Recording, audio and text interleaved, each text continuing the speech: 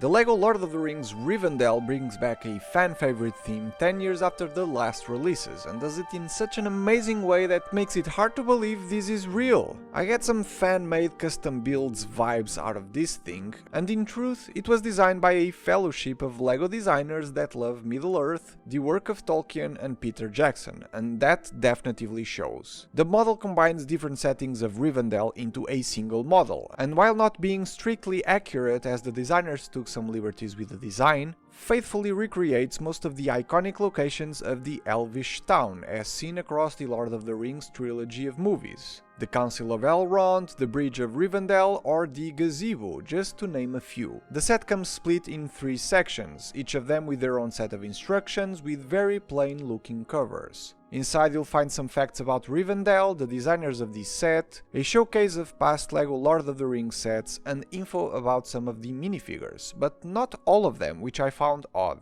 The box has the standard looking icons art with a banner down here, highlights of some of the set's features and size in the back, and even some special decos in the box's flaps. No special boxes inside splitting the parts of the build like we've seen with the Razor Crest from Star Wars for instance. So, while not extremely important, the unboxing experience wasn't as impressive as other releases within the same price range. There's 15 minifigures in this set, or 21 if you count the 6 elf statues as well. 2 of them are unnamed elves, featuring a new elvish air element, dual molded to feature both air and ears. The dwarf Glóin, father of Gimli, who we only get to see briefly in the Fellowship of the Ring. Elrond, the Lord of Rivendell. His daughter Arwen, with her elvish gown and the even star pendant she gifts Aragorn, and elderly Bilbo Baggins with a scary secondary faceprint, reference to the scene where he wants the ring back from Frodo. On top of all of these we get the entire Fellowship of the Ring, which is great fan service and to my knowledge the only time the 9 figures were included in a single set. Gandalf the Grey with his walking stick and an extra earpiece for when he takes his hat down. Legolas with his weapon of choice, Gimli with an amazingly decorated war helmet, double axes and an extra earpiece as well, though it's a bit weird that the air glossiness doesn't match that of the beard element. Boromir comes with his iconic sword and shield, and in an interview graphic designer said the secondary expression is the one from the iconic Boromir meme that now people can finally recreate in LEGO. Aragorn looks a bit plain, very much like his appearance at the Council of Elrond, as a sword, and finally the 4 hobbits. Merry always carrying a snack at hand, Pippin with the elven lembas bread, Samwise Gamgee with a frying pan, and finally Frodo with the One Ring. He has a secondary expression referencing the time he was sick by being stabbed with a Morgul blade at the Watchtower of Weathertop.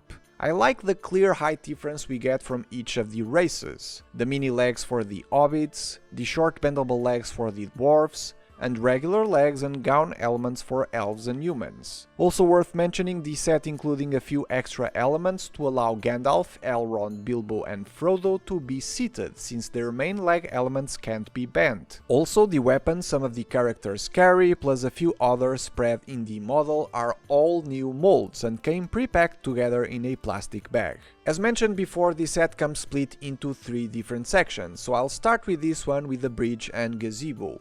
The landscaping on these will be similar in the other sections, with the biggest highlight going to a new fern element, exclusive to this set, that you get a ton of with Rivendell. The bridge was featured a couple of times in the trilogy of movies, especially in scenes with Aragorn and Arwen, and the river with small waterfall effects done with a combination of white elements is very clever. To the side, both flights of steps are built sideways, and the gazebo at the top looks stunning, to say the least. The whole build may look quite fragile, but it isn't, and you can pick it up without the fear of it breaking. The combination of elements used for the dome is very inspired, and so was the hexagon shape technique at the base. In the middle there's a bed, I think, probably a reference to Aragorn's dream with Arwen in 2 towers. The trees kinda remind me of the ones from the LEGO Ideas log cabin set, and I love the growing mushrooms on their sides.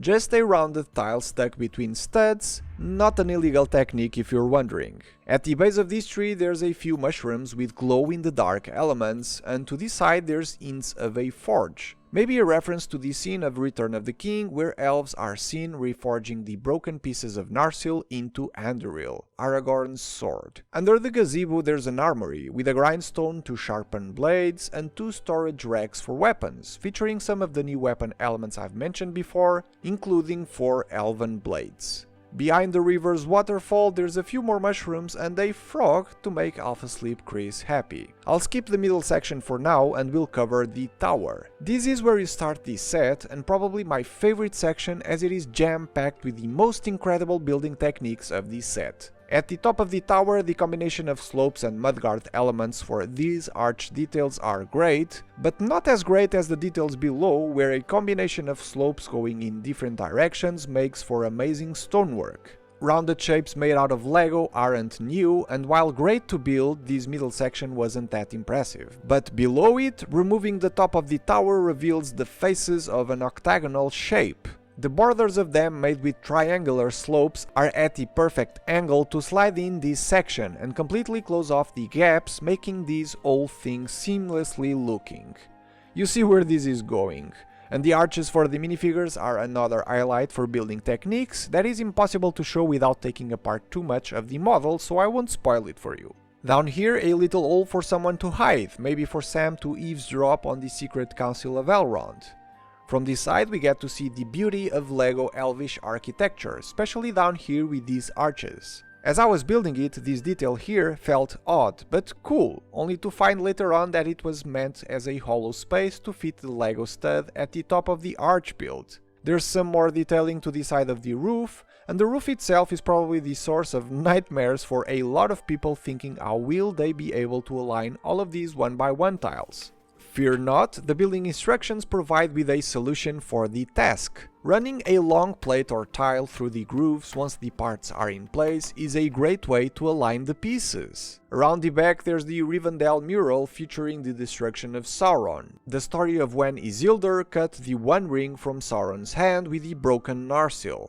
This is a sticker and unfortunately the set has a few, 14 in total, which actually isn't that bad for a set this size. Inside, in the bottom floor, there's Elrond's library with another bed/seat like the one from the gazebo and some lamps with candles. On the top floor, a room featuring the bed where Frodo wakes up from at his first time in Rivendell. A chest with Sting, the elven short sword Bilbo gave Frodo, and a 2x2 tile with a sticker Mithril shirt. Another of Bilbo's gifts to Frodo. At the end of the room there's a desk, more easily accessible through the roof of the tower, where a copy of There and Back Again can be seen. The book written by Bilbo recounting his adventures with Thorin Oakenshield and the quest to reclaim Erebor. You can kinda see the level of care towards the Lord of the Rings fandom with the amount of references included in this section alone, right? But wait, there's more. The middle section is definitely the most impressive of the three, not only due to size but also level of detail. For starters, there's this small section to the right, displayed at an angle and featuring a different take on Elvish architecture, same style of roof with the 1x1 tiles, but different columns and arches. In the middle, a table with some more lembas breadth. There's a passageway to the side with a few steps leading to a wide stone seat, a small tree and a rather large one. Not my cup of tea in regards to repetition in builds, but I had some help with this, so it wasn't that bad.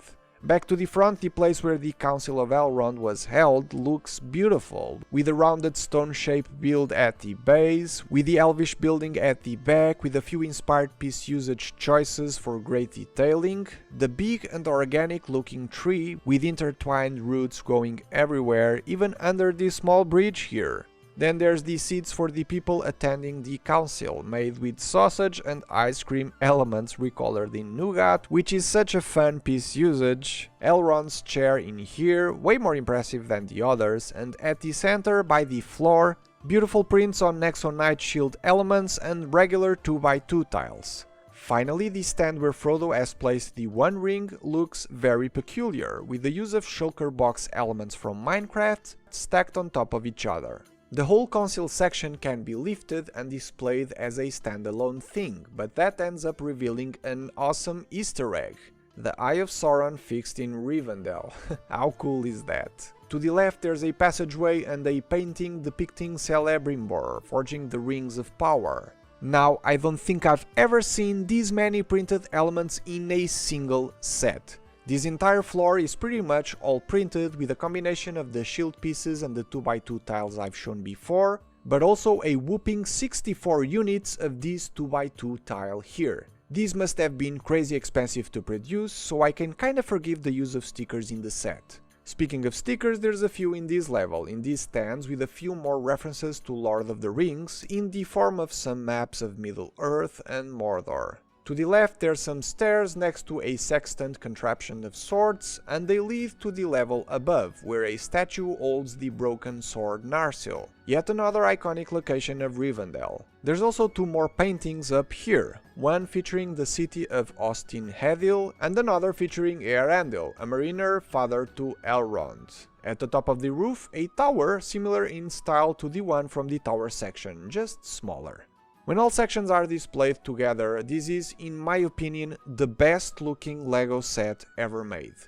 The color choices and buildings are beautiful, the way the stonework is connecting all of the different structures, with some of them being built at an angle, all the references to Middle-earth, a complete Fellowship of the Ring in minifigure form, and a couple of extra major characters are a treat to Lord of the Rings fans. The building techniques are a treat to LEGO fans, and with all of those great things the set has to offer, there's also some negatives that I need to point out. First, the size. Like every big release LEGO has been making, size for display is something that could probably turn some fans away, even if they have the money to spend on these sets. The footprint is really big, so chances are you'll have a hard time finding a space for these at home. Then the price. I paid €500 for these, roughly $500, and while I think the price is justified for all of the reasons previously mentioned and the fact that the set has over 6,000 pieces, making it a good price per piece set ratio-wise, $500 is still a lot of money for most people to spend on a LEGO set in one go. Designers have stated in an interview that they only had one chance at Lord of the Rings, so they went all out and tried to include everything they would ever like to include in a set, given how this is likely to be a one-off kind of thing. But still, whether or not we'll get to have more Lord of the Rings sets is strictly connected to how well this one sells, so the fact that this is $500, no matter how amazing it is, might work against it. On the other hand, it is the best LEGO Lord of the Rings set ever made, and if there's no more sets to follow this up, fans had the best parting gift they could ever wish for. Buying it at release also gets you a free Frodo and Gollum Lord of the Rings Brickheads set, which is fine I guess, but as most LEGO Brickhead sets, I only look at these as nice parts packages. With all of that being said, if you have 500 plus to spend on a single LEGO set, there's 9 at the moment you can buy from LEGO, which is crazy to think about, and out of those 9, with the Titanic being my absolute top recommendation for you to spend your money on, the LEGO Lord of the Rings set is a close second. A no-brainer choice if you're a Lord of the Rings fan, since it's unlikely LEGO will do more. And for the LEGO fans, this set will provide you with one of the best building experiences you've had in a while, amazing part selection and colors, and an actual decently priced LEGO set when all things are considered. Not perfect by all means, but definitely superior than most. One set to rule them all.